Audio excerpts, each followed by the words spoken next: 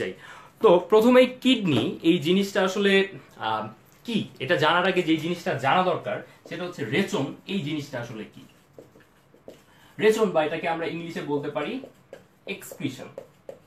তোমরা সবাই জানো যে আমাদের শরীরে প্রতিনিয়ত অনেক অনেক রাসায়নিক বিক্রিয়া সম্পন্ন হয়।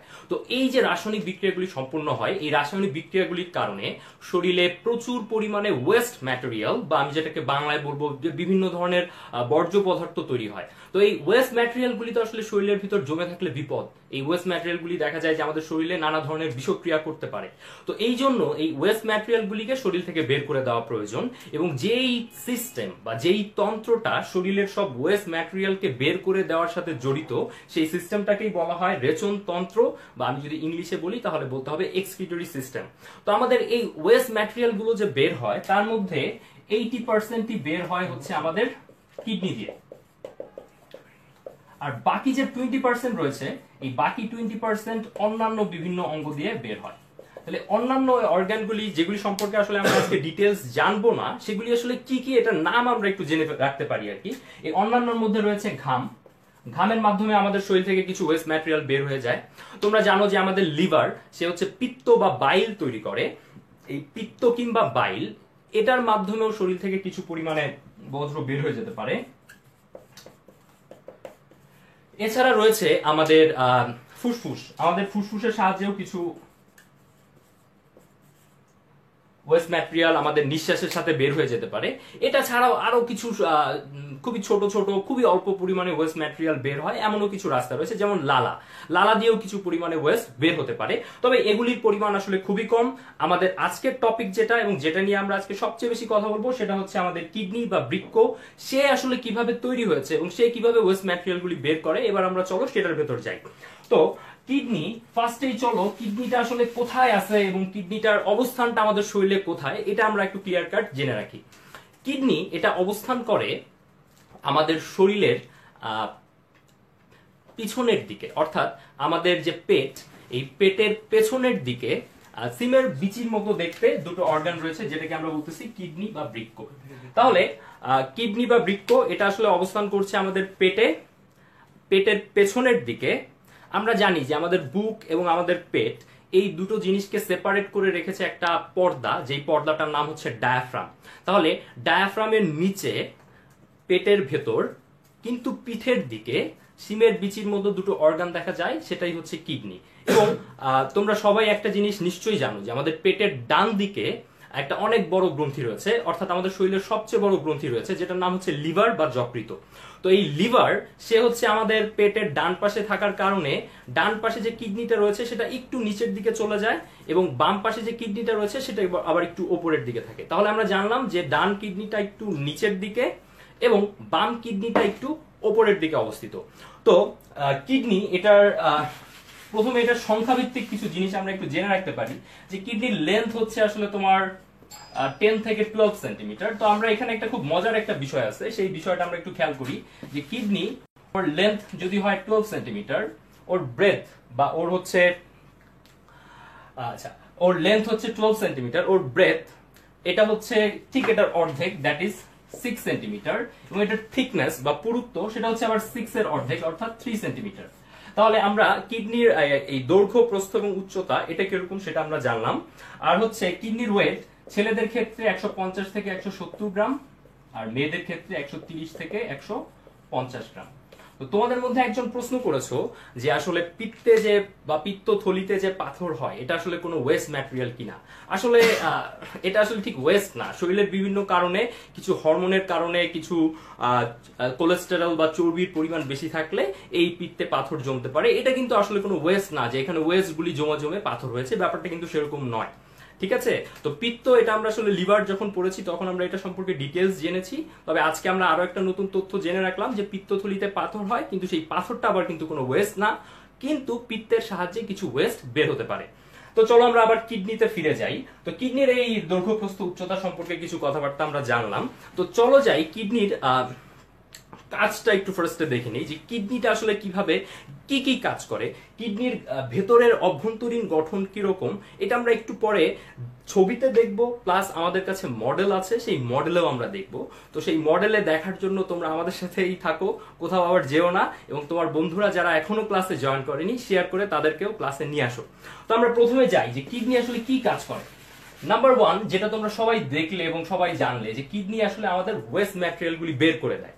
তো কিভাবে বের করে দেয় সেটা হচ্ছে ও মূত্র তৈরির মাধ্যমে বের করে দেয়। তাহলে কিডনির কাজের 1 নাম্বার আমরা পেলাম যে সে মূত্র তৈরি করে। 2 নাম্বার কাজ যেটা, সে হচ্ছে মূত্রের মাধ্যমে ওয়াটার ব্যালেন্স করে, অর্থাৎ শরীরে পানির ভারসাম্য রক্ষা করে। নাম্বার 3, সে আসলে বিভিন্ন আয়ন ব্যালেন্স করে। এই মূত্র তৈরির মাধ্যমে সে আমাদের শরীরে sodium ion, potassium ion, chloride ion, এই ধরনের ইম্পর্টেন্ট যে আয়নগুলি রয়েছে সেই আয়নগুলির ভারসাম্য সে আমার শরীরে রক্ষা করে। নাম্বার 4, আমাদের ব্লাডের যে পিএইচ, এই পিএইচটাকে সে কন্ট্রোল করে, বা সেই পিএইচটা যাতে সবসময় একটা নির্দিষ্ট লেভেলের ভেতরে থাকে সেই জিনিসটা সে এনশিওর করে। এবং মূত্র তৈরির মাধ্যমে সে নাইট্রোজেন ঘটিত আমাদের শরীরে যে ওয়েস্ট ম্যাটেরিয়ালগুলি রয়েছে সেই ওয়েস্ট ম্যাটেরিয়ালগুলিকে বের করে দেয়। পাশাপাশি এই কাজগুলি আমরা আসলে সবাই জানি, পাশাপাশি আরো 2টা ইম্পর্টেন্ট কাজ আমরা যেটা এখন জানবো, সেটা হচ্ছে কিডনি একটা হরমোন তৈরি করে, যে হরমোনটার নাম হচ্ছে ইরাইথ্রোপোয়েটিন। কিডনি একটা হরমোন তৈরি করে, যে হরমোনটার নাম হচ্ছে ইরাইথ্রোপোয়েটিন, এবং এই ইরাইথ্রোপোয়েটিন আমাদের শরীরে যে আরবিসি বা লোহিত রক্তকণিকা আছে সেই আরবিসি উৎপাদনে সাহায্য করে। তাহলে আমরা একটা নতুন তথ্য জানলাম যে কিডনি ইরাইথ্রোপোয়েটিন নামের একটা হরমোন তৈরি করে, যে হরমোনটা বোন ম্যারোতে গিয়ে বোন ম্যারোতে লোহিত রক্তকণিকা বা রেড ব্লাড সেল এটার উৎপাদনে সাহায্য করে। পাশাপাশি আমরা আরো একটা জিনিস জানবো, সেটা হচ্ছে তোমরা সবাই জানো যে আমাদের দেহে সূর্যের আলো থেকে ভিটামিন ডি তৈরি হয়। উদ্ভিদ সূর্যের আলো থেকে খাদ্য তৈরি করতে পারে, আর আমরা সূর্যের আলো থেকে ভিটামিন ডি তৈরি করতে পারি। তো এই ভিটামিন ডি তৈরি করার যে সর্বশেষ স্টেজ, এই সর্বশেষ স্টেজটা হয়ে থাকে কিডনিতে।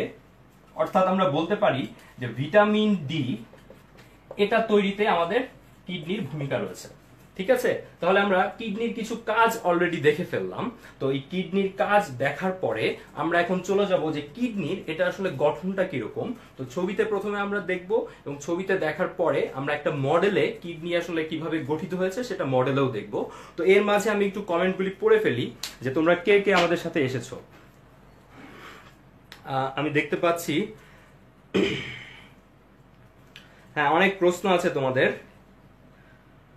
কোন কিডনি, ইমতিয়াজ খান প্রশ্ন করেছো যে কোন কিডনি দিয়ে রেচন বেশি হয়, ডান নাকি বাম? আসলে 2 কিডনি দিয়ে রেচন একই পরিমাণে হয়। ঠিক আছে, আমাদের কিডনির যে রক্ত সরবরাহ, আসলে কিডনিতে ফিল্ট্রেশন বা মূত্র তৈরির যে ব্যাপারটা, সেটা হচ্ছে কিডনিতে কি পরিমাণ রক্ত সরবরাহ হচ্ছে সেটার উপর ডিপেন্ড করে। তো 2 কিডনিতেই আসলে সমান পরিমাণে রক্ত আসলে যায়, এই জন্য আমাদের 2 কিডনিতেই আসলে রেচন সমান পরিমাণেই হয়, কোনো কম বেশি নয়। ঠিক আছে, হ্যাঁ রিজওয়ানুল তুমি বলেছো আসলে রেঞ্জে যে 5 থেকে 6, আমরা যে লেন্থ গুলি বলেছি, লেন্থ, ব্রেথ এবং থিকনেস, এই জিনিসগুলি আমরা আসলে তোমাদের বোঝার সুবিধার জন্য একটা হিসাবে ধরেছি। তো আসলে বায়োলজি পড়ার একটা সুবিধা হচ্ছে যে আসলে বায়োলজিতে সুবিধা বলো কিংবা অসুবিধা বলো, সেটা হচ্ছে যে পার্সন টু পার্সন এটা ভ্যারি করে। আমি কিডনির লেন্থ 12 সেন্টিমিটার বলেছি, তার মানে এই না যে দুনিয়ার সবার কিডনির লেন্থ 12 সেন্টিমিটার, কারো একটু কম, কারো আবার একটু বেশিও হতে পারে। তবে এটা এই জন্য একটা রেঞ্জে বা একটা নির্দিষ্ট 10 থেকে 12 বা 12 থেকে 10 এরকম বলার আসলে ভালো। তুমি আসলে ঠিকই বলেছো। আচ্ছা, তাসফিয়া অসমো রেগুলেশন জানতে চেয়েছো। আমরা আসলে কিডনির গঠনটা বোঝার পরেই আমরা অসমো রেগুলেশনে চলে যাব। মহসিন প্রশ্ন করেছো পিত্তথলি কোথায়? পিত্তথলি আসলে লিভারের সাথে অবস্থিত, বুঝতে পেরেছো? লিভারের নিচে। হ্যাঁ ফারহান, তুমি কমেন্ট করে জানিয়ে দিয়েছো। আচ্ছা ঠিক আছে, কিডনিতে পানি কম খেলে কি পাথর হয় কিনা এটা আমরা দেখবো। প্রস্রাব আটকে রাখলে কিডনিতে সমস্যা হয় কিনা সেটাও আমরা দেখবো। আচ্ছা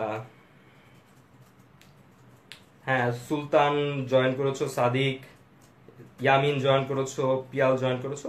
আচ্ছা ঠিক আছে, তোমরা সবাই জয়েন করেছো, তোমরা ভিডিওটা শেয়ার করে জানিয়ে দাও। হোসেন মেহেদি তুমি সম্ভবত একটু পরে জয়েন করেছো। তুমি 3, 6, 12 এগুলি কি জানতে চেয়েছো? 3 হচ্ছে কিডনির থিকনেস বা পুরুত্ব, 6 হচ্ছে কিডনির ব্রেথ বা প্রস্থ, আর 12 হচ্ছে কিডনির লেন্থ বা দৈর্ঘ্য। তাহলে আমরা এটা দেখলাম। এখন আমরা চলো কিডনির গঠনটা একটু দেখে ফেলি, কিডনিটা আসলে কিভাবে গঠিত হয়েছে। তো খালি চোখে তুমি যদি কিডনিকে দেখো তাহলে যেটা দেখতে পাবা, যেটা আমরা আগেই বলেছি যে কিডনি দেখতে সিমের বিচির মতো। তো কিডনির এটা যদি আমার ডান পাশের কিডনি হয়, আমি যদি এভাবে দাঁড়াই, এটা আমার আসলে ডান পাশের কিডনি, তুমি মনে মনে কল্পনা করো, তাহলে দেখতেই পাচ্ছ যে ডান পাশের কিডনি যদি এটা হয়ে থাকে, কিডনির এটা বাইরের দিক আর এটা হচ্ছে কিডনির ভেতরের দিক। তাহলে কিডনির বাইরের দিকটা হচ্ছে উত্তল আর ভেতরের দিকটা হচ্ছে, বুঝতেই পারছো যে ভেতরের দিকটা হচ্ছে অবতল। তো অবতল অংশে আমরা এখানে একটা ভাঁজ দেখতে পাচ্ছি বা এখানে একটা খাঁজ দেখতে পাচ্ছি, যে খাঁজটার নাম হচ্ছে হাইলাস। আসলে এই হাইলাস, এই জিনিসটা যে তুমি শুধু কিডনি এই টপিকেই পাবা ব্যাপারটা কিন্তু তা না। হাইলাস জিনিসটা তুমি তোমার বডির আরো অনেক অর্গান পড়তে গেলেই এটা পাবা, লাংসে পাবা, লিভারে পাবা। তো হাইলাস এই শব্দটার অর্থ হচ্ছে আসলে, হাইলাস মানে হচ্ছে দরজা বা গেট। একটা রুমে যদি কেউ ঢুকতে হয় কিংবা বের হতে হয়, তাহলে তাকে যেমন গেট দিয়ে ঢুকতে হবে অথবা বের হতে হবে, ঠিক তেমনি কোনো অর্গানের ভিতরে যদি কাউকে ঢুকতে হয় কিংবা যদি কাউকে বের হতে হয়, তাকে হাইলাম হয়েই ঢুকতে হবে বা বের হতে হবে। তাহলে হাইলাম এই শব্দটার অর্থ দরজা। তাহলে আমরা দেখি যে কিডনির যে হাইলাম, এখান দিয়ে কে কে ঢুকে এবং কে কে বের হয়।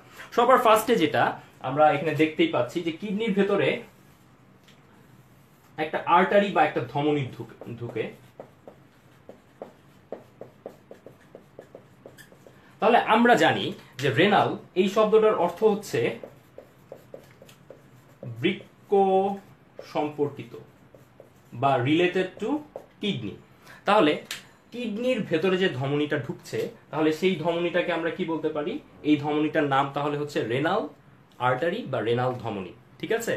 তাহলে কিডনি থেকে আরেকটা জিনিস বের হয়ে আসবে, যে জিনিসটা বের হয়ে আসবে সেটাকে আমরা কি বলবো? এটা ডিরেকশন হচ্ছে এদিকে। তাহলে কিডনি থেকে যেই রক্তনালীটা বের হয়ে আসছে সেটা হচ্ছে শিরা বা ভেইন, এবং এই শিরা বা এই ভেইনটার নাম হবে রেনাল শিরা বা রেনাল ভেইন। তো কিডনির কাজ হচ্ছে মূত্র তৈরি করা। তো মূত্র তৈরি করার পরে এই মূত্রটাকে তো এখান থেকে বের হতে হবে। তো মূত্র এখান থেকে বের হওয়ার জন্য যে নালীটা রয়েছে, সেই নালীটার নাম হচ্ছে ইউরেটার। ইউরেটার শব্দটার আবার একটা কঠিন বাংলাও রয়েছে, এটার বাংলাটা হচ্ছে আসলে গোবিনী। তাহলে এই কঠিন বাংলাটাও আমরা মনে রাখলাম। আমরা জানি ভাষার মাস, ভাষার মাসে আসলে আমাদের বাংলা ভাষার প্রতি অনেক বেশি সম্মান এবং শ্রদ্ধা সবসময় দেখানো উচিত, যদিও আমরা সেটা অনেক সময় করি না। দেখা যায় যে ভাষার মাসে আমাদের ভাষা প্রীতি বেশি থাকে। তো আমরা সেই ক্ষেত্র থেকে জেনে ফেললাম যে ইউরেটার এর একটা বাংলা প্রতিশব্দ রয়েছে, বাংলা প্রতিশব্দটা হচ্ছে গোবিনী। তাহলে আমরা কিডনির হাইলাস এবং এই হাইলাস দিয়ে কে কে ঢোকে এবং কে কে বের হয়ে আসে এই জিনিসটা জানলাম। হাইলাস দিয়ে ভেতরে ঢুকে হচ্ছে রেনাল আর্টারি বা রেনাল ধমনী, বের হয়ে আসে রেনাল ভেইন, এবং রেনাল ভেইনের নিচ থেকে বের হয়ে আসে ইউরেটার বা বাংলায় যাকে আমরা বলছি গোবিনী। এবং কিডনির ভেতরে যে মূত্রটা তৈরি হয়, এই মূত্রটা আসলে এই ইউরেটার দিয়েই বাইরে বের হয়ে আসে। পাশাপাশি আমরা আরো একটা জিনিস জানতে পারি যে নার্ভ, কিছু নার্ভ এটা এই হাইলাস দিয়ে আসলে কিডনির ভেতরে প্রবেশ করে। তাহলে আমরা কিডনির এই হাইলাস দেখতে পেলাম। এবার আমরা যদি কিডনিকে কেটে ফেলি, লম্বালম্বি ভাবে যদি আমরা কিডনিকে কাটি, যেটাকে আমরা বলে থাকি লঙ্গিটিউডিনাল সেকশন করি, তাহলে আসলে কিডনিকে আমরা সুস্পষ্টভাবে একদম খালি চোখে বোঝা যায় যে কিডনিকে দুটো অংশে ভাগ করা সম্ভব। তাহলে বাইরের দিকের যে অংশটা রয়েছে, এই যে কাটার পরে দেখা যায় যে এটা মনে করো তোমার বাইরের দিকের অংশ, তাহলে এইগুলি হচ্ছে বাইরের দিকের অংশ, এটাকে বলা হয় কর্টেক্স। আর ভেতরের দিকের যে অংশটা রয়েছে সেটাকে বলা হয় মেডুলা। তাহলে আমরা দেখতে পেলাম যে কিডনিকে যদি আমরা এভাবে ক্রস সেকশন করি, তাহলে বাইরের দিকের যে অংশটা পাবো সেটার নাম হচ্ছে কর্টেক্স। এইখান থেকে শুরু করে এই পুরোটা জুড়ে এটা হচ্ছে কর্টেক্স, আর ভেতরের দিকে যে অংশটা পাচ্ছি সেই অংশটার নাম হচ্ছে মেডুলা। তো মেডুলার ভেতর কিছু পিরামিডের মতো, মেডুলার ভেতরে কিছু পিরামিডের মতো অংশ দেখা যায়। তো আমরা একটু আগেই বলেছিলাম যে কিডনি এটা রিলেটেড টু কিডনি বা বৃক্ক সম্পর্কিত, এটাকে আমরা রেনাল এই ওয়ার্ডটা দিয়ে বোঝাচ্ছিলাম।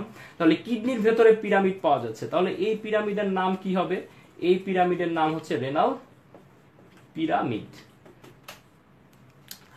আচ্ছা, তো এইটা একটা রেনাল পিরামিড, এটা একটা রেনাল পিরামিড। দেখা যায় যে দুইটা রেনাল পিরামিডের মাঝখানের যে জায়গাটা, এই জায়গায় কর্টেক্সের কিছু অংশ এরকম স্তম্ভ আকারে ঢুকে পড়ে।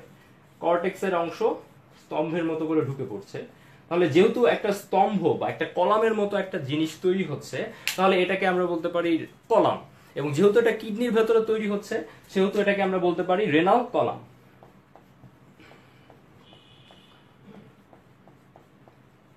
এবং যেই সায়েন্টিস্ট আসলে এটা আবিষ্কার করেছিলেন, সেই সায়েন্টিস্টের নাম অনুযায়ী আসলে এটাকে বলা হয় রেনাল কলাম অফ বার্টিনি বা বার্টিনির স্তম্ভ। তাহলে তোমাদের কাছ থেকে আমি একটা জিনিস এখন জানতে চাই, সেটা হচ্ছে যে এই রেনাল কলাম বা এই রেনাল কলাম অফ বার্টিনি এটা কি কর্টেক্সের অংশ নাকি মেডুলার অংশ? ছবিতে ভালো করে দেখো, দুইটা রেনাল পিরামিডের মাঝখানে কর্টেক্স থেকে স্তম্ভ আকৃতির কিছু অংশ ভেতরে ঢুকে পড়েছে। তাহলে এই যে স্তম্ভ আকৃতির একটা অংশ ভেতরে ঢুকে পড়লো, যেটাকে আমরা বলতেছি রেনাল কলাম অফ বার্টিনি, সেটা কি কর্টেক্সের অংশ নাকি মেডুলার অংশ? তোমরা এখনই এটা কমেন্ট সেকশনে জানিয়ে দাও, এবং পাশাপাশি তোমার বন্ধুরা যারা এখনো জয়েন করেনি তাদেরকে নিয়ে আসার জন্য ভিডিওটি শেয়ার করতে পারো। তাহলে আমি এখন কমেন্ট সেকশনে পড়ে নিচ্ছি যে তোমরা কি লিখেছো, যে রেনাল কলাম এটা কি কর্টেক্সের অংশ নাকি মেডুলার অংশ।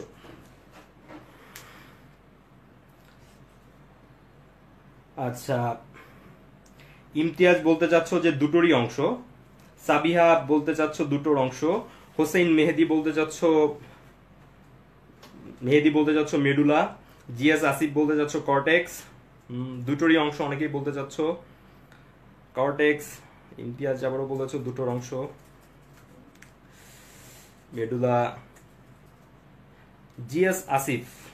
জিয়াস আসিফ তুমি বলেছো কর্টেক্সের অংশ। স্নো ক্রিস্টালস তুমিও বলেছো কর্টেক্সের অংশ। ফারদিন কর্টেক্স কিন্তু বানান সি দিয়ে। তারপর হচ্ছে অর্ধেক কর্টেক্স অর্ধেক মেডুলা, আহমেদ মুর্শেদ বলতে চাচ্ছ। ফাইজাও বলতে চাচ্ছ দুটোর অংশ। সুপ্তি বলতে চাচ্ছ মেডুলার অংশ। এখন তাহলে আমি দেখে ফেললাম যে তোমরা অনেকেই কমেন্ট করেছো। শারমিন আক্তার তুমি বলেছো কর্টেক্সের অংশ। সোলাইমান তুমিও বলেছো কর্টেক্স। আচ্ছা, ভেরি গুড। বাঁধন মোল্লা তুমিও বলেছো কর্টেক্স।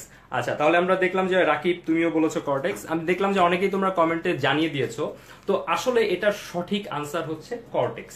দেখো, আমরা বলার সময় এভাবেই বলেছি যে দুটো পিরামিডের মাঝখানে কর্টেক্সের একটা অংশ ভিতরের দিকে ঢুকে যায়। সো এটা কিন্তু বেসিক্যালি কর্টেক্সের পার্ট। এটা একটা খুবই ক্লিয়ার একটা কনসেপশন তোমরা রাখবে যে রেনাল কলাম অফ বার্টিনি এটা হচ্ছে আসলে কর্টেক্সের পার্ট, মেডুলার পার্ট হচ্ছে আসলে শুধু রেনাল পিরামিড গুলো। এখন এই যে রেনাল পিরামিড গুলো রয়েছে, রেনাল পিরামিডের যে চূড়া থাকে, এই পাশে চলে যাই, রেনাল পিরামিডের যে চূড়া থাকে এই চূড়াটাকে বলা হয় প্যাপিলা। মনে রাখবা, বায়োলজিতে আসলে প্যাপিলা এই ওয়ার্ডটার মানেই হচ্ছে কোনো কিছুর চূড়া বা কোনো কিছুর শীর্ষ।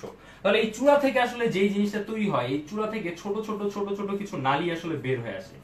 এই চূড়া থেকে ছোট ছোট যে নালীগুলি বের হয়ে আসছে, এই নালীগুলির নাম হচ্ছে মাইনর ক্যালিক্স। এই মাইনর ক্যালিক্স গুলি, এই যে মাইনর ক্যালিক্স এখানে এসে মিলিত হলো, এখান থেকে এসে মিলিত হলো, আবার এই পাশের মাইনর ক্যালিক্স, এই পাশের মাইনর ক্যালিক্স আবার এখানে আছে। এই মাইনর ক্যালিক্স গুলি মিলিত হয়ে আরেকটা বড় অংশ তৈরি করে, যেটাকে আমরা বলতে পারি মেজর ক্যালিক্স। তাহলে আমরা দেখলাম যে রেনাল পিরামিড এর চূড়ার নাম হচ্ছে প্যাপিলা। প্যাপিলা থেকে কিছু নালী বের হয়ে আসে যেটার নাম মাইনর ক্যালিক্স। মাইনর ক্যালিক্স গুলি মিলে মিলে তৈরি করে মেজর ক্যালিক্স, এবং মেজর ক্যালিক্স গুলি আবার মিলে মিলে তৈরি করে আরেকটা জিনিস যেটার নাম হচ্ছে পেলভিস। এবং এই পেলভিস গুলি শেষ পর্যন্ত মিলিত হয়ে তৈরি করে তোমার ইউরেটার। অর্থাৎ মূত্র তৈরি হওয়ার পর মূত্রটা আসলে প্রথমে পিরামিড থেকে বের হয় মাইনর ক্যালিক্স দিয়ে, মাইনর ক্যালিক্স গুলি মিলে মিলে তৈরি করে মেজর ক্যালিক্স, এবং মেজর ক্যালিক্স গুলি পরবর্তীতে মিলিত হয়ে তৈরি করে পেলভিস, এবং পেলভিসটা উন্মুক্ত হয় ইউরেটার বা গভীনিতে, এবং এভাবেই কিডনি থেকে মূত্রটা আসলে বের হয়ে যায়। তাহলে আসলে আমরা মূত্রের গঠনটা পড়লাম। তো এখানে ছবিটা আসলে খুবই ক্লামজি হয়ে গেছে, বা অনেক কিছু এই ছবির মধ্যে চলে আসার কারণে অনেক হিজিবিজি মনে হচ্ছে। এবার চলো আমরা একটা মডেলের ভেতর আমাদের কিডনিটা দেখে ফেলি। এবং আরো একটা জিনিস কিন্তু তোমরা জেনে রাখতে পারো যে কিডনির ঠিক কিডনির মাথায় টুপির মতো একটা গ্রন্থি বসানো থাকে। যেহেতু কিডনির মাথায় এটা থাকে, আমরা জানি সুপ্রা এই শব্দটার মানে হচ্ছে সুপিরিয়র থেকে এটা এসেছে, অর্থাৎ এটার মানে হচ্ছে উপরে। আর রেনাল এই শব্দটার অর্থ হচ্ছে আসলে কিডনি সম্পর্কিত। তাহলে কিডনির উপরে টুপির মতো যে গ্রন্থিটা বসানো আছে, সেই গ্রন্থিটার নাম হচ্ছে সুপ্রা রেনাল গ্রন্থি, বা এটাকে অ্যাড্রেনাল গ্রন্থিও আমরা বলতে পারি। তাহলে আমরা এই কিডনি সম্পর্কিত কিছু কথাবার্তা জানলাম। এবার চলো একটা মডেলে আমরা আসলে আমাদের কিডনিটাকে দেখে ফেলি। ধরো এটা হচ্ছে আমাদের তাহলে কিডনি, তোমরা সবাই দেখতে পাচ্ছ। এটা হচ্ছে আমাদের কিডনি। তো কিডনি প্রথমে আমরা বলেছিলাম যে কিডনির উপরে টুপির মতো একটা গ্রন্থি বসানো থাকে। টুপির উপর মতো যে গ্রন্থিটা বসানো রয়েছে এর নাম হচ্ছে সুপ্রারেনাল বা অ্যাড্রেনাল গ্রন্থি। তো দেখতেই পাচ্ছি যে কিডনিটা দেখতে সিমের বিচির মতো, এবং এর বাইরের দিকটা উত্তল, ভিতরের দিকটা অবতল, এবং অবতল অংশে এই যে ভাঁজ, এই ভাঁজের নাম হচ্ছে আসলে হাইলাস। তো এই হাইলাস দিয়ে আমরা দেখতে পাচ্ছি লাল রঙের যেটা ঢুকেছে সেটা হচ্ছে ধমনী, নীল রঙের যেটা বের হয়ে গেছে সেটা হচ্ছে রেনাল শিরা, এবং এর নিচে হলুদ যেটা আসলে এখানে দেখা যাচ্ছে সেটা হচ্ছে ইউরেটার বা গোবিনী, এখান দিয়ে আসলে মূত্র বের হয়ে যায়। তাহলে কিডনিকে যদি আমরা লংগিটিউডিনাল সেকশন করি, অর্থাৎ উপর থেকে কাটি, তাহলে দেখা যাবে অনেকটা এরকম। তো এই বাইরের দিকের যে অংশটা, এই অংশটা হচ্ছে কর্টেক্স, এবং এখানে একটু আমি মার্ক করে দেই, বাইরের দিকের এই অংশটা হচ্ছে কর্টেক্স, আর এই যে পিরামিডের মতো যে অংশটা এটা হচ্ছে আসলে মেডুলা। তাহলে এই দেখো যে এখানে একটা এখানে একটা পিরামিড, এখানে একটা পিরামিড, এবং দুই পিরামিডের মাঝখানে এই যে কলামের মতো জায়গাটা, এই জায়গাটা কিন্তু সরাসরি কর্টেক্স থেকে উৎপত্তি লাভ করেছে, এবং এটাই হচ্ছে আসলে আমাদের রেনাল কলাম অফ বার্টিনি। তাহলে এই পিরামিডের এই যে চূড়া, যেটাকে আমি এখন দেখাচ্ছি, এই চূড়ার নাম আমরা বলেছি প্যাপিলা। এই প্যাপিলা থেকে ছোট ছোট কিছু নালী বের হয়, এই ছোট ছোট নালীগুলিকে আমরা বলছি মাইনর ক্যালিক্স। মাইনর ক্যালিক্সগুলি এখানে এসে মিলিত হচ্ছে, ধরো এই জায়গাটার নাম হচ্ছে মেজর ক্যালিক্স, মেজর ক্যালিক্স থেকে পরবর্তীতে তৈরি হচ্ছে পেলভিস, এবং পেলভিস থেকে আসলে ইউরেটার হয়ে আমাদের মূত্রটা বের হয়ে যাচ্ছে। তাহলে আমরা কিডনির মডেলে কিডনির গঠনটা আমরা দেখে ফেললাম।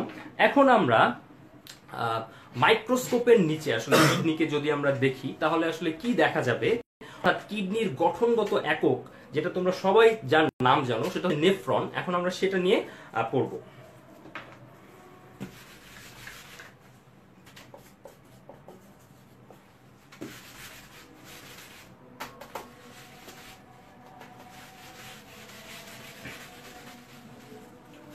তোমরা কিন্তু ভিডিওটা শেয়ার করতে ভুলবে না, এবং তোমাদের বন্ধুরা যারা এখনো আসেনি তাদেরকে অবশ্যই ক্লাসে নিয়ে আসবে, কারণ আমরা এখন খুবই মজার একটা জিনিস বুঝতে যাচ্ছি, যেটা হচ্ছে নেফ্রন। কিডনিকে আমরা যদি মাইক্রোস্কোপের নিচে দেখি তাহলে কিডনির গঠন এবং কাজের যে একক তার নামই হচ্ছে নেফ্রন। তাহলে নেফ্রন হচ্ছে গঠন ও কাজের একক। কার গঠন ও কাজের একক? বৃক্কের। আচ্ছা, পাশাপাশি আমরা আসলে অনেক সময় যেটা ভুল করি বা অনেকের আসলে স্লিপ অফ টাং যেটা হয়ে যায়, সেটা হচ্ছে নিউরন বলে আমাদের আরো একটা গঠন এবং কাজের একক আছে। সেটা কিসের? সেটা হচ্ছে মস্তিষ্ক বা আমরা বলতে পারি স্নায়ুতন্ত্রের। তাহলে এই দুটো জিনিস একটু কাছাকাছি, নেফ্রন এবং নিউরন। তাহলে নাম দুটো আমরা যাতে কখনো কনফিউজ না হয়ে যাই, এই জন্য আমরা পাশাপাশি এখান থেকে শিখে ফেলতে পারি। তো নেফ্রন ওকে যদি আমরা দেখি তাহলে ওর কি কি অংশ দেখা যাবে সেটা চলো প্রথমে দেখে নিই। আমরা প্রথমে নেফ্রনের গঠনটা এখানে এমনি লিখে তারপরে আমরা একটা ছবিতে আসলে এই জিনিসটা দেখব। নেফ্রনের দুটো অংশ রয়েছে। আমরা যদি নেফ্রনকে ভাগ করতে চাই, নেফ্রনের দুটো অংশ রয়েছে। একটার নাম হচ্ছে রেনাল কর্পাসল বা বৃক্কীয়। তোমরা জানো কর্পাসল শব্দটার অর্থ হচ্ছে কণিকা, আর আরেকটা হচ্ছে রেনাল টিবিউল বা যেটাকে আমরা বলতে পারি বৃক্কীয় নালিকা। এখন এখানে লক্ষণীয় একটা খুবই আসলে একটা ইম্পর্টেন্ট একটা ইনফরমেশন, রেনাল কর্পাসল ওর আরেকটা নাম হচ্ছে ম্যালপিজিয়ান বডি। তাহলে ম্যালপিজিয়ান বডি এটা হচ্ছে আমাদের নেফ্রনের রেনাল কর্পাসলের আরেকটা নাম। পাশাপাশি আমরা এখানে আরেকটা ভুল মাঝে মধ্যেই করে থাকি, সেটা হচ্ছে আমি এখানে লিখি ম্যালপিজিয়ান টিবিউল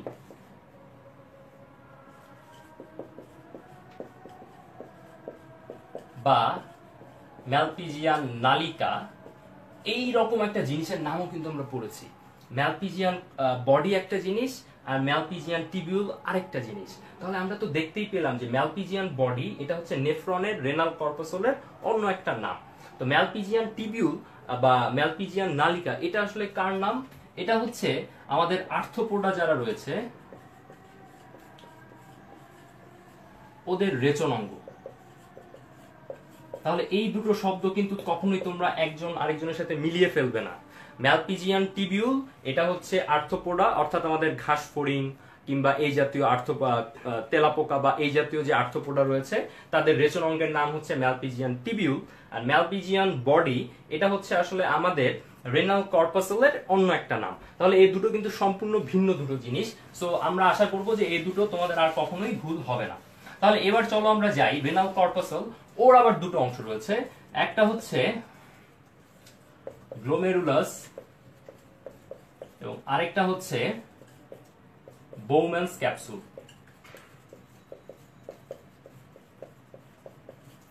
আর আমাদের যে রেনাল টিবিউল ওর আবার চারটা অংশ রয়েছে। তো এখানে আমরা আসলে আমাদের বোর্ডে যেহেতু খুব বেশি জায়গা নেই, প্রথমে আমরা এই স্ট্রাকচারটা আসলে একটা ফ্লো চার্টের মাধ্যমে লিখছি, এরপরে আমরা একটু পরে আসলে ছবি আঁকবো এবং ছবিতে আরো ব্যাপারটা ভালো বোঝা যাবে। আচ্ছা, আমাদের বৃক্কীয় নালিকার আসলে চারটা অংশ রয়েছে। তো চারটা অংশের মধ্যে প্রথমে আমরা ছবিতে যখন দেখবো তখন দেখতে পাবো যে প্রথমে একটা পেঁচানো জায়গা রয়েছে এবং দূরে গিয়ে আবার আরেকটা পেঁচানো জায়গা রয়েছে, এবং প্রথমের পেঁচানো জায়গা এবং দূরের পেঁচানো জায়গার মাঝখানে একটা ইউ আকৃতির অংশ রয়েছে। তাহলে প্রথমের পেঁচানো জায়গাকে আমি কাছের পেঁচানো জায়গা বলতে পারি, বা ইংলিশে যদি বলি তাহলে বলতে হয় প্রক্সিমাল শব্দের অর্থ হচ্ছে কাছে, পেঁচানো শব্দের অর্থ হচ্ছে কনভলিউটেড, আর নালিকা অর্থ হচ্ছে টিবিউল। তাহলে প্রথমে হচ্ছে প্রক্সিমাল কনভলিউটেড টিবিউল বা পিসিটি, এরপরে হচ্ছে লুপ অফ হেনলি, ওই ইউ আকৃতি বা ওই লুপটাকে আমরা বিজ্ঞানীর নাম অনুযায়ী বলছি লুপ অফ হেনলি। তারপরে হচ্ছে দূরের পেঁচানো নালিকা, দূরের শব্দ হচ্ছে ডিস্টাল, ইংলিশ হচ্ছে ডিস্টাল কনভলিউটেড টিবিউল। আর এরপরের যে অংশটা সেটা হচ্ছে কালেক্টিং টিবিউল বা সংগ্রাহী নালিকা। তাহলে আমাদের জানলাম যে টিবিউলের প্রথম অংশ বা নালিকার প্রথম অংশ হচ্ছে কাছের পেঁচানো নালিকা বা প্রক্সিমাল কনভলিউটেড টিবিউল, তারপরে লুপ অফ হেনলি, তারপরে হচ্ছে দূরের পেঁচানো নালিকা বা ডিস্টাল কনভলিউটেড টিবিউল, এরপরে হচ্ছে সংগ্রাহী নালিকা বা কালেক্টিং টিবিউল। তো এখন আমরা ছবিটা এঁকে আসলে দেখবো যে নেফ্রনের গঠনটা কিরকম।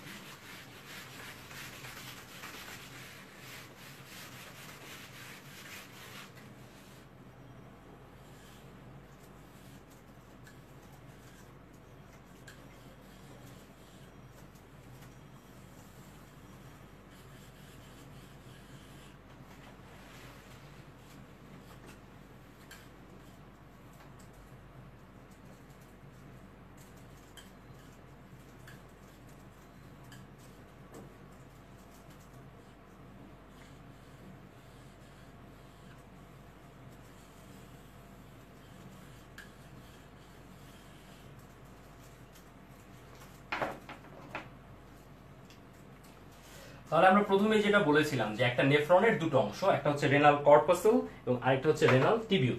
তাহলে এই নেফ্রনের এই প্রথম যে অংশটা, এতটুকু অংশ হচ্ছে রেনাল কর্পাসেল এবং এর পরবর্তীতে যে নালীর মতো যে অংশটা রয়েছে এটা হচ্ছে রেনাল টিবিউল। তো কর্পাসেল বা বৃক্কীয় কণিকার দুটো অংশ, এই যে লাল রঙের অংশটা এটার নাম হচ্ছে গ্লোমেরুলাস।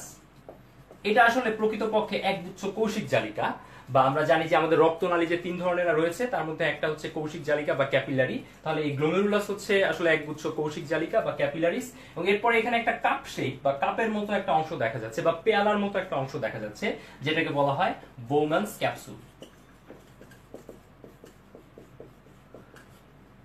এরপরে এই যে রেনাল টিবিউল, টিবিউলের মধ্যে দেখো এখানে একটা অংশ রয়েছে কাছের পেঁচানো অংশ, যেটাকে আমরা বলেছিলাম প্রক্সিমাল কনভলিউটেড টিবিউল। এই যে ইউ আকৃতির যে অংশটা এটা হচ্ছে লুপ অফ হেনলি বা হেনলি লুপ। এটা হচ্ছে দূরের পেঁচানো নালিকা, যেটাকে আমরা বলতে পারি ডিস্টাল কনভলিউটেড টিবিউল। আর এটা হচ্ছে সংগ্রাহী নালিকা বা কালেক্টিং টিবিউল। দেখো বিভিন্ন নেফ্রন আসলে এই যে এখানে এগুলি দিয়ে আসলে বোঝানো হয়েছে যে বিভিন্ন নেফ্রন আসলে এই কালেক্টিং ডাক্ট বা কালেক্টিং টিবিউল অর্থাৎ সংগ্রাহী নালিকাতে এসে শেষ হয়। এবং এই সংগ্রাহী নালিকাগুলি মিলে মিলে পরবর্তীতে আবার ডাক্ট অফ বেলিনি বা বেলিনির নালী নামে আরেকটা নালী তৈরি করে, যেটা ওই প্যাপিলা অর্থাৎ রেনাল পিরামিডের যে চূড়া সেই চূড়াতে গিয়ে উন্মুক্ত হয় মাইনর ক্যালিক্সের ওখানে। তো যেখানে আমরা যেটা দেখতে পাচ্ছিলাম, তাহলে আমরা নেফ্রনের প্রথমে গঠনের বিভিন্ন অংশ পড়েছিলাম, এখন এটার ছবি দেখলাম। এখন আমরা নেফ্রন সম্পর্কে কিছু তথ্য জানবো, তবে সেই তথ্যগুলি জানার আগে তোমরা অবশ্যই ভিডিওটি সবার কাছে শেয়ার করে তোমাদের বন্ধুদেরকে ক্লাসে নিয়ে আসো এবং আমি কিছু কমেন্টের মাঝে পড়ে ফেলি। সংগ্রাহী নালিকা আসলে নেফ্রনের অংশ, আলিম স্যারের বইয়ে নেই কিন্তু আজমল স্যারের বই আছে, এটা আসলে নেফ্রনেরই অংশ। আরমান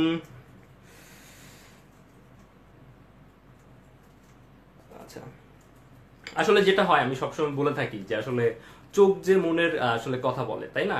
তাহলে আমরা যখন এখানে ক্লাস নেই তখন তোমাদের চোখ দেখতে পাই না এবং তোমাদের মনের কথা আসলে বুঝতে পাই না। তো তোমাদের মনে মনে কি কথা আছে সেই কথাটা আসলে তোমরা কাইন্ডলি কমেন্ট করে জানিয়ে দিলে আসলে আমাদের পক্ষে তোমাদের মনের কথা বোঝাটা সুবিধা হয় এবং তোমাদের সমস্যাগুলি আসলে আমরা সমাধান করতে পারি। তাহলে দেখি কি আছে।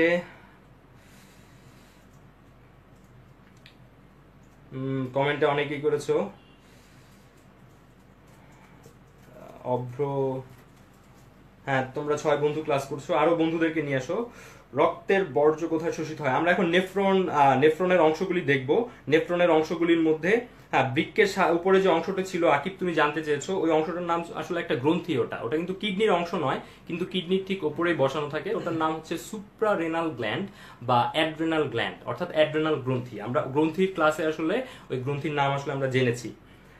আচ্ছা, এবার তাহলে চলো আমরা নেফ্রনের বিভিন্ন অংশ দেখেছি এবং এটা সম্পর্কে কিছু কথাবার্তা জেনে ফেলি যে কিডনিতে আসলে কিভাবে মূত্রটা তৈরি হয়। এই জিনিসটাই আসলে আমাদের এই মুহূর্তে বোঝা দরকার এবং এটা কিন্তু খুবই ইম্পর্টেন্ট একটা জিনিস। প্রথমে এই যে গ্লোমেরুলাসে রক্ত আসার রাস্তা হচ্ছে এটাকে আমরা বলতে পারি অ্যাফারেন্ট আর্টেরিয়ল। তাহলে প্রথমে অ্যাফারেন্ট আর্টেরিয়ল দিয়ে গ্লোমেরুলাসে রক্ত আসে এবং রক্তটা বের হয়ে যায় সেটা হচ্ছে ইফারেন্ট আর্টেরিয়ল। তোমরা জানো যে আর্টারির যে ছোট ব্রাঞ্চ সেটাকে আমরা বলে থাকি আর্টেরিয়ল।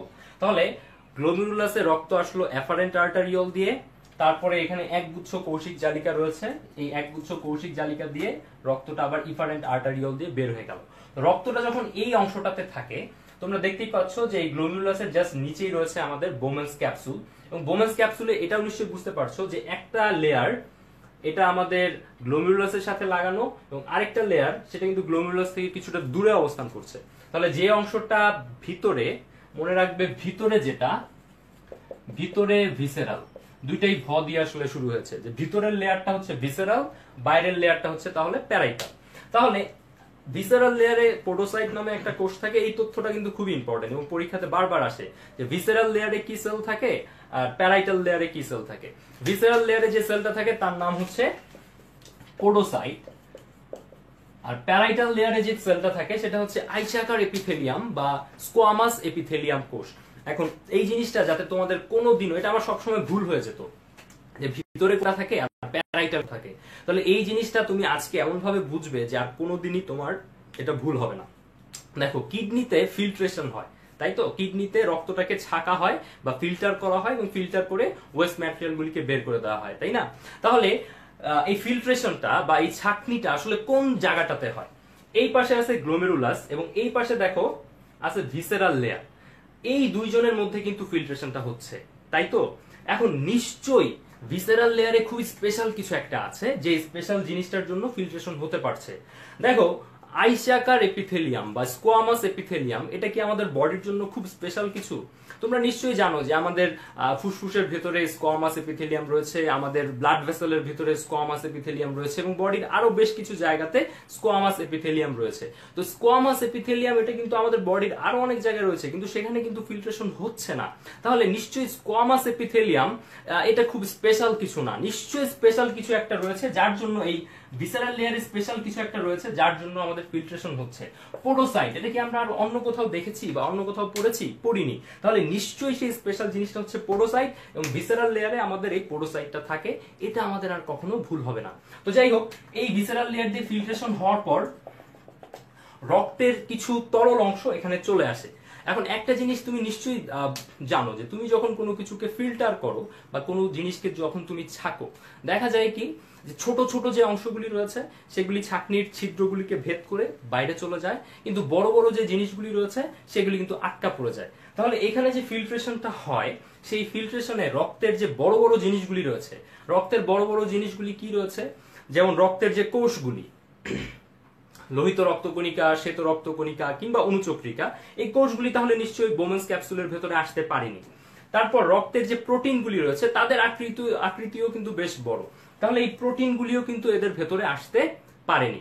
এসেছে কারা? এসেছে পানি এসেছে রক্তের যে ছোট ছোট উপাদান like sodium ion, potassium ion, glucose ion, vitamin, এই ধরনের ছোট ছোট যে জিনিসগুলি রয়েছে তারা এখানে চলে এসেছে, কিন্তু বড় বড় সাইজের জিনিসগুলি এটার ভিতরে ঢুকতে পারেনি।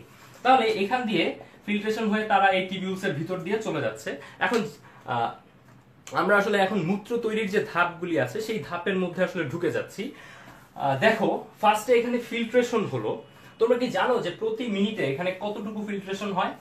প্রতি মিনিটে এখানে দেখা যায় যে আমাদের শরীরে আসলে যত নেফ্রন আছে, তোমরা সবাই জানো যে একটা তথ্য যে প্রত্যেকটা কিডনিতে 10 থেকে 12 লক্ষ নেফ্রন আছে। তাহলে এই 10 থেকে 12 লক্ষ নেফ্রন প্রতি মিনিটে 125 সেন্টিমিটার কিউব রক্তকে ফিল্টার করে এখানে নিয়ে আসে। অর্থাৎ প্রতি মিনিটে 125 সেন্টিমিটার কিউব গ্লোমেরুলার ফিল্ট্রেট, এই যে তরলটা যেটা গ্লোমেরুলাস থেকে তৈরি হয়ে বোমেস ক্যাপসুল কিংবা প্রক্সিমাল টিবিউলের ভিতর ঢুকলো, সেটাকে আমরা বলতে পারি গ্লোমেরুলার ফিল্ট্রেট। তাহলে প্রতি মিনিটে 125 সেন্টিমিটার কিউব তোমার গ্লোমেরুলার ফিল্ট্রেট তৈরি হচ্ছে। একবার চিন্তা করে দেখো, 125 সেন্টিমিটার কিউব, এটা যদি পুরোটাই মূত্রের ভিতরে চলে যেত তাহলে তোমার প্রতি মিনিটে মূত্র তৈরি হতো 125 সেন্টিমিটার কিউব। তাহলে দেখা যেত যে 2 মিনিট পর পরই আসলে তোমাকে ইউরিনেট করার দরকার হতো বা তোমাকে মূত্র ত্যাগ করার প্রয়োজন হতো। তাহলে এটা তো খুব ভয়াবহ ব্যাপার যে প্রতি মিনিটে মিনিটে তোমাকে বাথরুমে দৌড়াতে হচ্ছে। সো এই জন্য আসলে এই ফিল্ড এবং যেটা আসলে আমরা বুঝতেই পারছি যে রক্তের অনেক প্রয়োজনীয় ছোট ছোট উপাদান এই ফিল্ট্রেশন হয়ে আসলে গ্লোমেরুলার ক্যাপসুলের ভিতরে চলে এসেছে। বোমেস ক্যাপসুল এবং প্রক্সিমাল কনভলিউটেড টিবিউল এটার ভিতরে চলে এসেছে। তো আমাদের এই সব কিছু কিন্তু মূত্রের ভিতর চলে গেলে বিপদ। এই জিনিসগুলিকে আবার রক্তে ফিরিয়ে আনতে হবে। তো আমাদের এই প্রক্সিমাল টিবিউলের পাশেই, শুধু প্রক্সিমাল টিবিউল না, এটা আবার বাঁকা হয়ে এদিকেও চলে যায়। একে ফেলি।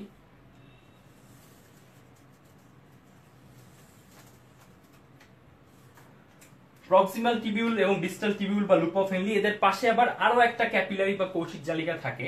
দেখো বায়োলজিতে পেরি, এই শব্দটার অর্থ হচ্ছে চারপাশে।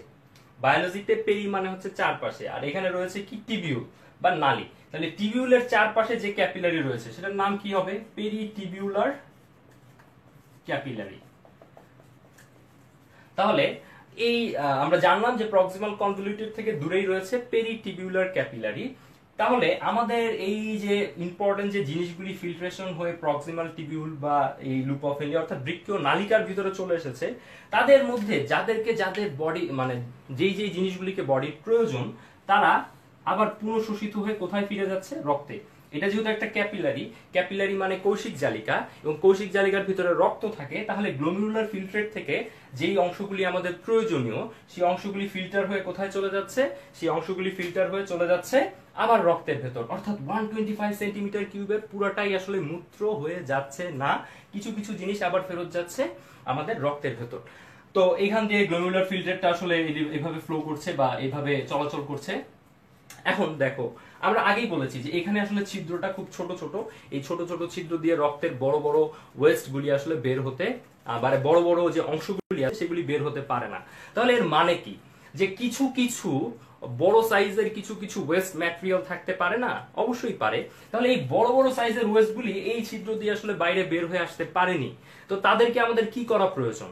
যারা বের হয়ে আসতে পারেনি তাদেরকে জোর করে ধরে বের করা প্রয়োজন। তো এখানে ধরো, এখানে একটা সেল আছে, ধরো এই পাশে একটা সেল আছে। ছবিটা আসলে খুব ছোট হয়ে যাচ্ছে, আমি জানি না তোমরা সবাই বুঝতে পারছো কিনা। যেহেতু তোমরা কমেন্টে কিছু জানাওনি, আমি ধরে নিলাম যে তোমরা আসলে বুঝতে পেরেছো। আমি এটা বড় করে আঁকলাম, হ্যাঁ, এই অংশটাকে আমি বড় করে আঁকলাম। তাহলে এখানে ধরো একটা কোষ রয়েছে। এই কোষের কাজ হচ্ছে যে এই ওয়েস্ট ম্যাটেরিয়াল গুলি বড় সাইজের, যেগুলি এই ছোট ছিদ্র দিয়ে বের হয়ে আসতে পারেনি, তাদেরকে আমরা কি করছি? এই কোষগুলি, মনে করো এইটা হচ্ছে সেই ওয়েস্ট ম্যাটেরিয়ালটা, বড় সাইজের ওয়েস্ট ম্যাটেরিয়াল, সেটাকে ও ধরে নিয়ে এই টিবিউলের মধ্যে ছুঁড়ে মারছে। এখান থেকে ধরে নিয়ে ও টিবিউলের ভিতরে ছুঁড়ে মারছে। তাহলে এই যে রক্ত থেকে ধরে নিয়ে টিবিউলের মধ্যে ছুঁড়ে মারছে, যেমন এরকম কিছু ওয়েস্ট ম্যাটেরিয়ালের নাম হচ্ছে ধরো ক্রিয়েটিনিন কিংবা ইউরিয়া, এই ধরনের বড় বড় সাইজের ওয়েস্ট ম্যাটেরিয়াল যাদেরকে আসলে নর্মালি বাইরে বের করা সম্ভব হয়নি, তাদেরকে ধরে নিয়ে ছুঁড়ে মারছে। এই ছুঁড়ে মারতে আসলে আমাদের এই সেলটার কিছু শক্তি খরচ করতে হচ্ছে। তাহলে আমরা জানি যে বায়োলজিতে যখনই কোনো কিছুতে শক্তি খরচ হয় সেটাকে আমরা বলি সক্রিয় প্রক্রিয়া বা অ্যাক্টিভ প্রসেস। তাহলে এইখানে যে ও ধরে নিয়ে ছুঁড়ে মারছে রেনাল টিউবুলের ভেতর, তাহলে এটা হচ্ছে সক্রিয় প্রক্রিয়া বা অ্যাক্টিভ প্রসেস। তাহলে এইভাবে আমাদের গ্লোমেরুলার ফিল্টারটা চলতে থাকলো, প্রয়োজনীয় উপাদানগুলি রক্তের ভিতরে ফিরে আসতে থাকলো, পুনঃশোষিত হতে থাকলো বা রিঅ্যাবজর্পশন হতে থাকলো, আর অপ্রয়োজনীয় বড় বড় সাইজ যাদের যেমন ইউরিয়া ক্রিয়েটিনিন তাদেরকে ছুঁড়ে মারা লাগলো। এবং কখনো কখনো দেখা যায় যে কিছু আয়ন যেমন হাইড্রোজেন আয়ন, পটাশিয়াম আয়ন, সেই আয়নগুলিকেও বডির কিছু প্রয়োজনের কারণে তাদেরকেও জোর করে ধরে ধরে এই ডিস্টাল কনভলিউটেড থেকে জোর করে ধরে ধরে ছুঁড়ে মারা লাগে। তাহলে এগুলিতেও শক্তি খরচ হয় এবং এগুলিও হচ্ছে সক্রিয় প্রক্রিয়া বা অ্যাক্টিভ প্রসেস। এবং এইভাবে আস্তে আস্তে শেষ পর্যন্ত দেখা যায় যে 124 সেন্টিমিটার কিউবই আবার পুরা রেনাল টিউবুলের ভেতর শোষিত হয়ে যায় এবং শেষ পর্যন্ত প্রতি মিনিটে মাত্র 1 সেন্টিমিটার কিউব এই সংগ্রাহী নালিকাতে প্রবেশ করে। এবং এই সংগ্রাহী নালিকাগুলি শেষ পর্যন্ত ডাক্ট অফ বেলিনি হয়, তারপর মাইনর ক্যালিক্স, তারপর মেজর ক্যালিক্স, তারপর পেলভিস এবং তারপর ইউরেটার হয়ে মূত্র হয়ে বের হয়ে যায়। তাহলে আমরা কি আমাদের মূত্র তৈরিকে 3টা ধাপে ভাগ করতে পারছি না? আমরা কিন্তু মূত্রকে 3টা ধাপে ভাগ করতে পারি। আমি এই ছবিটা মুছে ফেলি, এখন আমরা একটু কিছু কথাবার্তা লিখি যে মূত্র তৈরির তাহলে ধাপ কয়টা। মূত্র তৈরির ধাপ নাম্বার 1, প্রথমে দেখো ওই গ্লোমেরুলাস আর বোমেন্স ক্যাপসুলের ভিতরে কি হয়েছিল, আলট্রা ফিল্ট্রেশন, বা যেটাকে আমরা বাংলায় বলতে পারি অতি পরিস্রাবন। আসলে এটা ফিল্ট্রেশন, কিন্তু অতি পরিস্রাবন বা আলট্রা ফিল্ট্রেশন বলা হচ্ছে কারণ এখানে খুবই সূক্ষ্ম সূক্ষ্ম জিনিসকে ফিল্টার করা হয়। নাম্বার 2 স্টেপ যেটা, সেটা হচ্ছে সিলেক্টিভ রিঅ্যাবজর্পশন বা নির্বাচনমূলক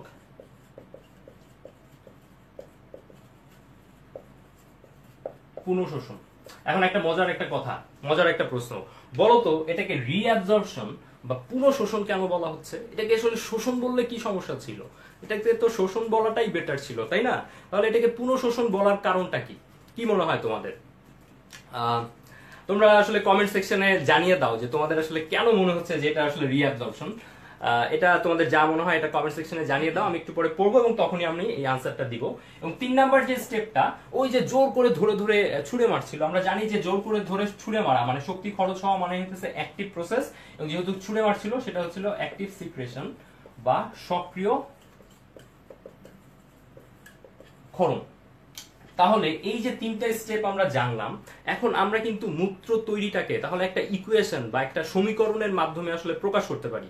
ইকুয়েশনটা কি? ইকুয়েশনটা হচ্ছে ইউরিন বা মূত্র মানে হচ্ছে, দেখো ফার্স্টে কি হয়েছিল, আলট্রা ফিল্ট্রেশন হয়েছিল, অর্থাৎ অতি পরিস্রাবন হয়েছিল। এরপরে কিছু অংশ আবার রক্তে ফিরে গেছে। তাহলে যে অংশটা রক্তে পুনঃশোষণ হয়ে ফিরে গেছে সেটা কি মূত্রের সাথে আর যোগ হলো? সেটা তো আর মূত্রে যায়নি, সেটা রক্তে ফিরে গেছে। তাহলে আমি এটাকে অবশ্যই মাইনাস দিব। তাহলে এটা হচ্ছে মাইনাস সিলেক্টিভ রিঅ্যাবজর্পশন প্লাস, দেখো সক্রিয় ক্ষরণ যেটা হয়েছে সেটা কিন্তু রক্ত থেকে ধরে ছুঁড়ে মারা হয়েছে কার ভিতরে, ওই মূত্রের ভিতরে। তাহলে সক্রিয় ক্ষরণটা এটা মূত্রের ভিতরে যোগ হবে। তাহলে প্লাস হচ্ছে অ্যাক্টিভ সিক্রেশন। তাহলে আমরা মূত্রের একটা ফর্মুলা জানলাম যে মূত্র বা ইউরিন মানে হচ্ছে ultra filtration minus selective reabsorption plus active secretion. তাহলে আমরা এই ইকুয়েশনটা দেখলাম। তো আমি তোমাদেরকে একটা প্রশ্ন করেছিলাম যে এটাকে সিলেক্টিভ বা রিঅ্যাবজর্পশন কেন বলা হয়, শোষণ কেন বলা হয় না? দেখি তোমরা আসলে কি আনসার দিয়েছো।